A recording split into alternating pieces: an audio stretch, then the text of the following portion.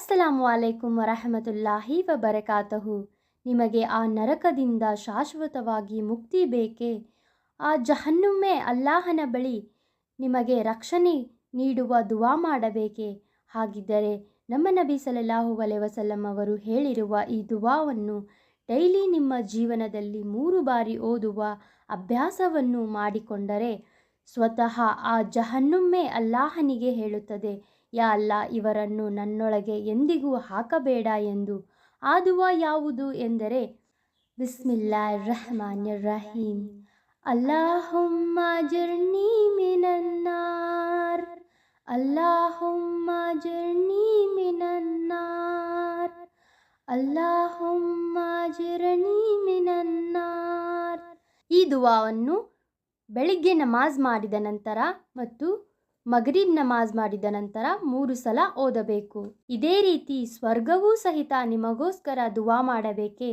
ಜನ್ನತ್ತು ಸಹಿತ ಆ ಅಲ್ಲಾಹನ ಬಳಿ, ಯಾ ಅಲ್ಲಾ, ಇವರನ್ನು ನನ್ನೊಳಗೆ ಹಾಕು, ಇವರಿಗೆ ನನ್ನೊಳಗೆ ಸ್ಥಾನವನ್ನು ನೀಡು ಎಂದು ಆ ಅಲ್ಲಾಹನ ಬಳಿ ಬೇಡಬೇಕು ಎಂದರೆ ನೀವು ಪ್ರತಿದಿನ ಬೆಳಿಗ್ಗೆ ನಮಾಜಿನ ನಂತರ ಮತ್ತು ಸಾಯಂಕಾಲ ಮಗ್ರಿಬ್ ನಮಾಜಿನ ನಂತರ ಈ ದುವಾವನ್ನು 3 ಬಾರಿ ಓದಿದರೆ ಸ್ವತಃ ಸ್ವರ್ಗವೇ ಆ ಅಲ್ಲಾಹನ ಬಳಿ ದುವಾ ಮಾಡುತ್ತದೆ.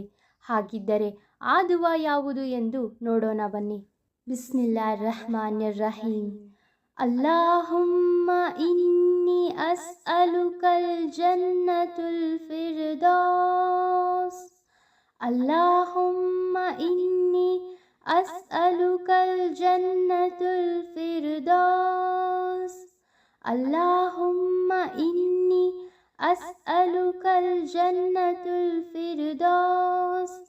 ಈ ರೀತಿ ವಿಡಿಯೋಗಳಿಗಾಗಿ ನಮ್ಮ ಈ ಇಸ್ಲಾಂ ವಿತ್ ಕನ್ನಡ ಚಾನಲನ್ನು ಸಬ್ಸ್ಕ್ರೈಬ್ ಮಾಡಿಕೊಳ್ಳಿ ಮತ್ತು ಈ ವಿಷಯವನ್ನು ಹೆಚ್ಚು ನಿಮ್ಮ ಆತ್ಮೀಯರಿಗೆ, ಸ್ನೇಹಿತರಿಗೆ, ಸಂಬಂಧಿಗಳಿಗೆ ಇದನ್ನು ಹಂಚಿಕೊಳ್ಳಿ.